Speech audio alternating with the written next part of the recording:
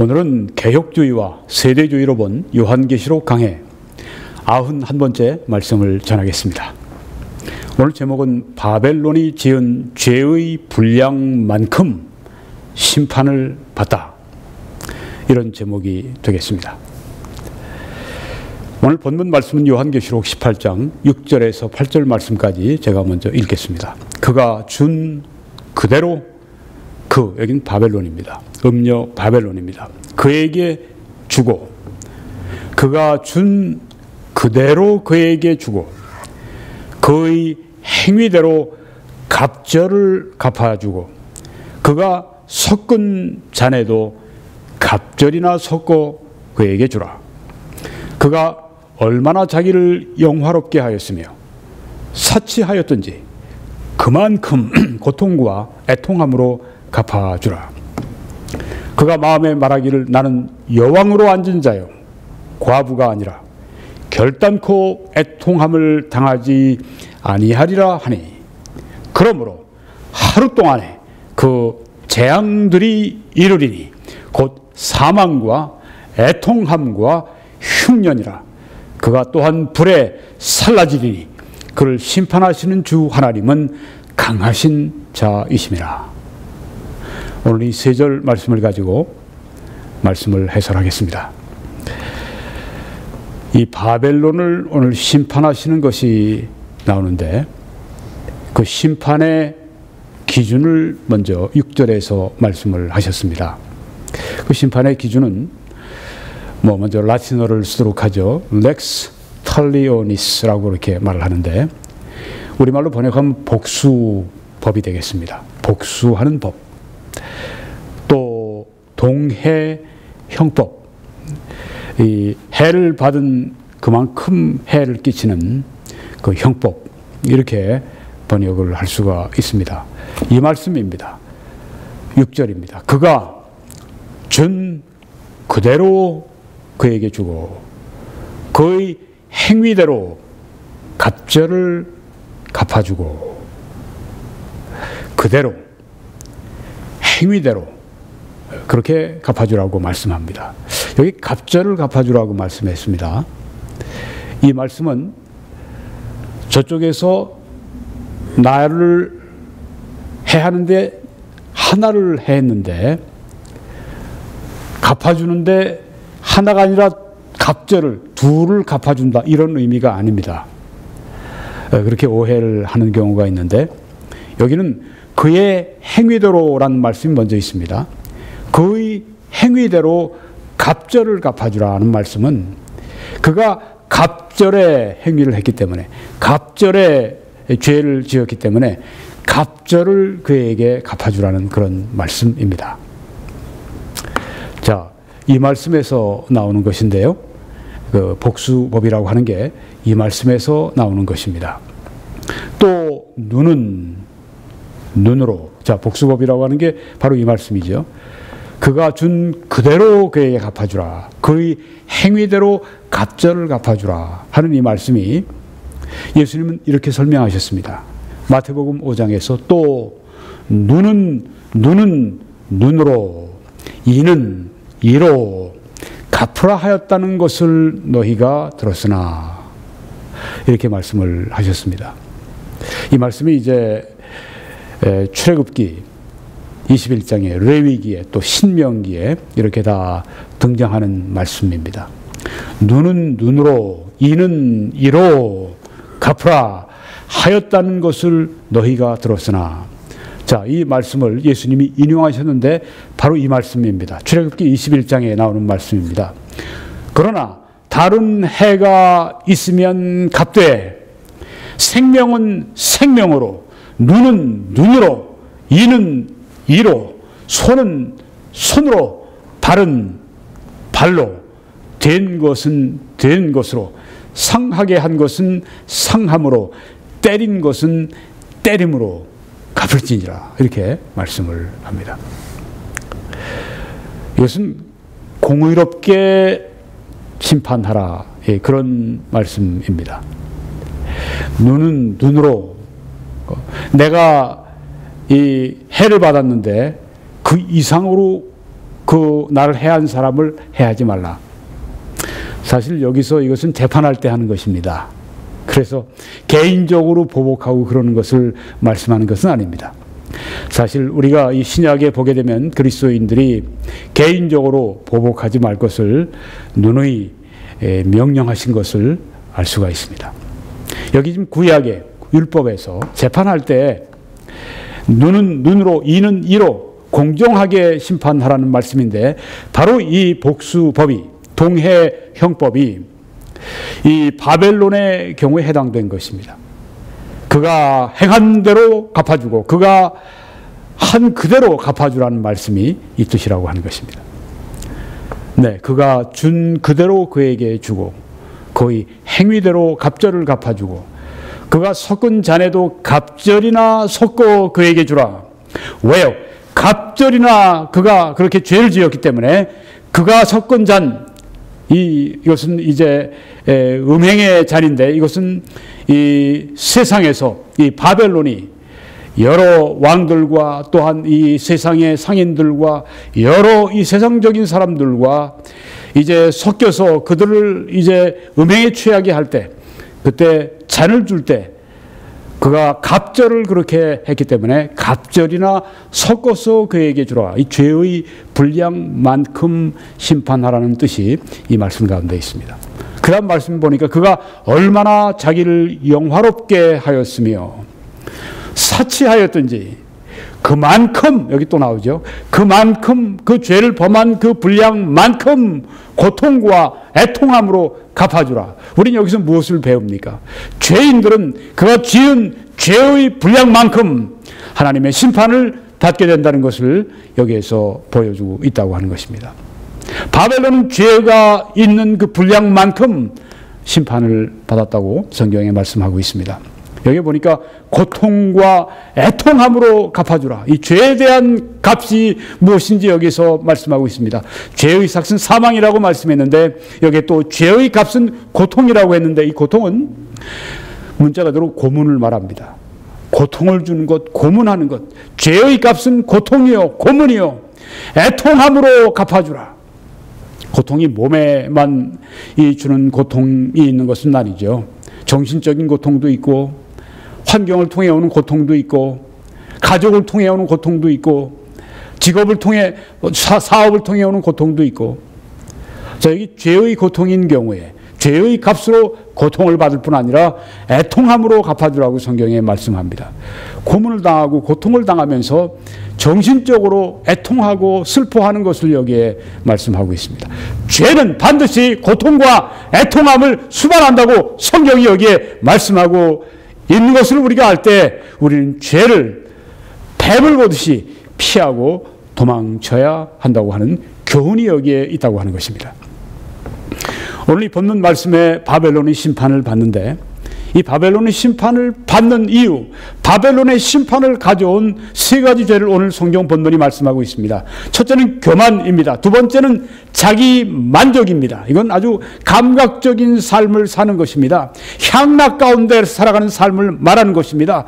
바벨론의 삶이 그러했는데, 바로 이런 것들이 죄고, 성도들 가운데 혹은 이 세상 가운데 있는 이 알려진 죄 가운데 하나입니다. 또 세 번째는 주제 넘는 것입니다. 교만입니다. 첫째는 그가 얼마나 자기를 영화롭게 하였으며, 바벨론은 자기를 영화롭게 합니다. 자기에게 영광을 돌립니다. 그런데 하나님은 이 말씀에서 여호와께서 미워하시는 것, 곧 그의 마음에 싫어하시는 것이 17가지이니 곧 교만한 눈과 하는 말씀이 있습니다. 하나님이 교만을 싫어하신다고 하는 것을 이 성경뿐 아니라 우리가 이 성경 전체에서 읽어볼 수가 있습니다. 교만, 이것은 죄라고 하는 것입니다. 이사야 42장에 보니까 나는 여호와이니 이는 내 이름이라. 나는 내 영광을 다른 자에게, 내 찬송을 우상에게 주지 아니하리라, 이렇게 말씀을 하십니다. 하나님은 하나님의 영광을 뺏는 그 사람들, 그 존재들을 결코 기뻐하지 않으십니다. 우리가 항상 모든 일에 대해서 하나님께 영광을 돌리는 삶을 살아야 되겠습니다. 두 번째, 이 바벨론이 그처럼 심판을 받은 이유는 자기 만족 때문입니다. 이 말씀에 보니까 사치하였던지, 사치한 삶을 이 바벨론이 살았습니다. 감각적인 삶을 사는 것을 말합니다. 향락을 생애 아주 즐거움으로 사는 사람들이 있습니다. 쾌락을 삶의 중요한 우선순위로 놓고 살아가는 사람들이 있습니다. 이런 향락에 취한 삶, 죄라고 성경에 말씀하고 이렇게 디모데전서 5장에서는 말씀합니다. 향락을 좋아하는 자는 살았으나 죽었느니라 말씀을 합니다. 향락을 좋아하는 것, 그는 사실상 죽은 자라고 성경이 말씀을 합니다. 세 번째, 바벨론의 죄, 심판을 불러온 죄는 주제넘은 것이었습니다. 이 본문 보니까 그가 마음에 말하기를 나는 여왕으로 앉은 자요 과부가 아니라 결단코 애통함을 당하지 아니하리라. 결단코 애통함, 결단코 나의 이 삶에 대해서 심판이 없으리라. 주제넘는 짓 아니겠습니까? 나의 죄에 대한 값이 치러지지 않는다.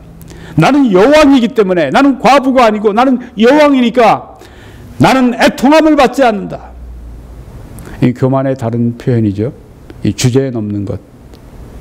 이 바벨론에게 무서운 심판이 임하는 것을 볼 수 있습니다. 주제 넘는 사람들, 내가 마음대로 이렇게 죄를 짓지만 나는 운이 좋은 사람이야. 나는 저런 불행한 일들이 나에게 발생하지 않아. 신이 나에게 심판하지 않아. 천만에요. 성경에 죄의 값은 사망이라고 말씀했고 그 말씀은 모든 죄인들에게 해당되는 것입니다. 한 사람도 회피할 수 없습니다. 하나님 앞에서 여기에 말한 이 바벨론의 여왕 같은 자는 아무도 없습니다. 죄에 대해서 값을 치르지 않을 사람은 아무도 없습니다. 죄는 반드시 파멸을 가져오고, 죄는 반드시 고통을 수반하고, 죄는 반드시 애통함을 불러오고, 죄는 반드시 우리를 패망의 길로 이끌어 간다고 하는 것을 이 오늘 바벨론의 이 심판을 우리가 보면서 깊이 우리가 마음에 새겨야 합니다. 근데 이 바벨론은 심판을 받았는데 어떻게 받았는가? 점진적으로 이렇게 받은 것이 아니었습니다. 아주 신속하게 바벨론의 심판이 이루어진 것을 보여주고 있습니다. 그러므로 하루 동안에 그 재앙들이 이르니라고 말씀했습니다. 이 바벨론이 나는 여왕이라, 나는 과부가 아니라 난 애통함이 결단코 나에게 임하지 않는다고 했는데 바로 이 바벨론에게 하루 동안에 그 재앙들이 이르렀다고 성경에 말씀을 하고 있습니다. 하나님의 심판은 신속합니다. 때가 되면 신속하게 그 심판이 집행된다고 하는 것입니다. 사람들은 심판이 더디 오기 때문에 심판이 안 온다고 착각을 하지만은 분명히 한번 죽는 것은 정하신 것이요 그 후에는 심판이 있다고 하는 그런 최종적인 심판도 있고, 또 하나님은 날마다 칼 가르시고 날마다 심판하시는 하나님이라고 하신 시편의 말씀처럼 이 세상에서 오늘 이 시간에도 죄에 대한 심판을 받고 죽어가는 사람, 죄에 대한 심판을 받고 어떤 사람은 교통사고를 당하는 사람, 죄에 대한 심판을 받고 어떤 사람은 여러 가지 이유로 말미암아 그들이 병들거나 혹은 여러 가지 어려운 일을 당하는, 바로 이 순간에 그 죄의 심판이 이 순간에 집행되고 있다고 하는 것을 잊어서는 안 됩니다. 성경에 보면 다니엘서 5장에 벨사살 왕이라는 인물이 나옵니다. 이 사람이 진짜 아주 주제넘고 건방졌습니다.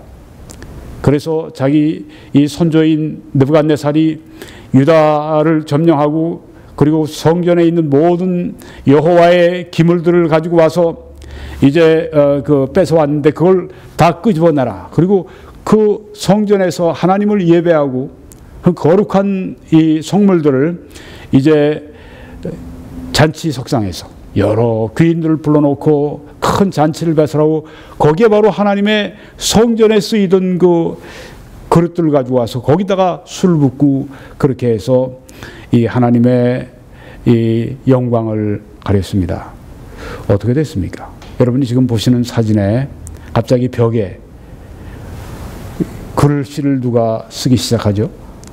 여기 성경에 보니까 그때 사람의 손가락들이 나타나서 왕궁 촛대 맞은편 석회 벽에 글자를 쓰는데 다들 까무라칠 정도로 놀랐죠. 술을 마시고 취해 있는 상황이지만 갑자기 사람의 손가락들이 나타나서 막 왕궁의 그 벽에 막 글을 쓰기 시작하는데 그날 밤에 갈대아 왕 벨사살이 죽임을 당하였고 라고 말씀합니다. 그렇게 하나님의 영광을 가리고 죄를 짓더니 그 큰 죄를 짓더니 죄를 짓는 그 순간에 그날 밤에 이 왕이 살해를 당합니다. 이처럼 하나님의 심판은 아주 신속하게 이루어진다고 하는 것입니다. 누가복음 12장에 보면 거기 또 어리석은 부자가 심판을 받는 것이 나옵니다. 이 부자는 너무 소출이 풍성하니까 너무 이거 밭에서 나오는 것들이 논밭에서 나오는 것들이 너무 많으니까 야 이렇게 많이 내가 거두고 있는데 어쩌나 너무 많아서 저기 창고를 더 지어서 거기다가 또 더 많은 이 소출을 거기다가 넣어야지. 그리고 이 스스로 이렇게 자기 영혼의 말을 합니다. 내 영혼아 이렇게 많이 있으니 이제는 평안히 쉬고 먹고 마시고 즐거워하자. 이때 영혼아 여러 해 쓸 물건을 많이 쌓아두었으니 평안히 쉬고 먹고 마시고 즐거워하자 하리라 하되 이때 어리석은 자요 하나님이 하신 말씀입니다. 어리석은 자요 오늘 밤에 내 영혼을 도로 찾으리니 그러면 내 준비한 것이 누구의 것이 되겠느냐. 오늘 밤에 찾으신다고 말씀했습니다. 내일 밤도 아니고 1년 후도 아니고 오늘 밤에 내 영혼을 찾는다고 했습니다. 그러면 내가 창고를 더 많이 크게 짓고 거기에 넣어둔 모든 곡식 단들 다 누구 것이 되겠냐. 아무것도 가지고 가지 못하는 그 인생, 공수래 공수, 아무것도 가지고 나오지 않았고 아무것도 가지고 나가지 못하는 그 인생. 오늘 밤에 그렇게 하나님께서 그를 불러가시는 심판하시는 그런 일이 발생할 수 있다고 하는 것입니다. 바벨론의 심판이 신속했던 것처럼 이렇게 심판이 신속하게 때가 되면 임한다고 하는 것입니다. 그러므로 하루 동안의 그 재앙들이 이르리니 곧 사망과 애통함과 흉년이라. 사망과 애통함과 흉년이 그에게 거짓대같이 달려듭니다. 그뿐이 아닙니다. 그리고 난 후에는 불에 던져 넣어서 불에 태워집니다. 이게 죄를 지은 바벨론에 대한 그만큼 분량에 합당한 심판이라고 하는 것입니다. 마지막으로 이 바벨론의 심판은 필연적입니다. 피할 수가 없습니다. 아무리 교만하고 아무리 능력이 있고 아무리 재주가 뛰어나고 아무리 머리가 좋고 아무리 건강하고 아무리 많은 걸 가졌을지라도 여기 바벨론의 심판이 필연적인 것처럼 하나님의 심판이 다가올 때는 필연적으로 다가옵니다. 피할 수가 없습니다. 왜냐하면 전능하신 심판주 하나님이 심판하시기 때문입니다. 그를 심판하시는 주 하나님은 강하신 자이심이라. strong one. 하나님은 강하신 자이심이라. 심판하신 분이 약하면 심판을 안 피할 수도 있겠죠. 심판하신 분이 강하신 전능자이시기 때문에 반드시 심판이 이루어진다는 것입니다. 욥은 그래서 이렇게 고백을 했습니다. 주께서는 못하실 일이 없사오며 무슨 계획이든지 못 이루실 것이 없는 줄 아오니. 이게 바로 전능자 하나님의 심판 또 계획 작정이 이루어진다고 하는 것을 보여주는 말씀입니다. 잠언 19장에도 사람의 마음에는 많은 계획이 있어도 오직 여호와의 뜻만이 완전히 서리라. 이사야 14장에도 만군의 여호와께서 경영하셨은즉 누가 능히 그것을 패하며 그의 손을 펴셨은즉 누가 능히 그것을 돌이키랴. 어느 사람의 손도, 어느 아주 막강한 그런 그 국가의 손도, 혹은 그 대통령, 혹은 김정은이도 여기에 포함시키겠죠. 하나님이 손을 펴시면 누가 능히 그것을 돌이키랴. 물론 김정은도 그의 심판의 때가 있고 그 때가 다가오고 있습니다. 이사야 43장에 과연 태초로부터 나는 거인이 내 손에서 건질 자가 없도다. 내가 행하리니 누가 막으리요. 이렇게 성경에 말씀했습니다. 하나님은 심판하실 때 그 손을 이렇게 막을 자가 아무도 없다고 하는 것입니다. 하나님이 한번 결정하시고 그리고 하나님이 시행하시면 그 심판을 피할 수가 없다고 하는 것입니다. 오늘 저는 바벨론이 지은 죄의 분량만큼 심판을 받다, 이런 제목으로 말씀을 전했습니다. 이 사역을 위해 기도해 주시고 주위에 동영상을 전해 주시고 또 선교헌금과 재정 후원으로 이 말씀을 함께 전파해 주시기를 간절히 부탁을 드립니다.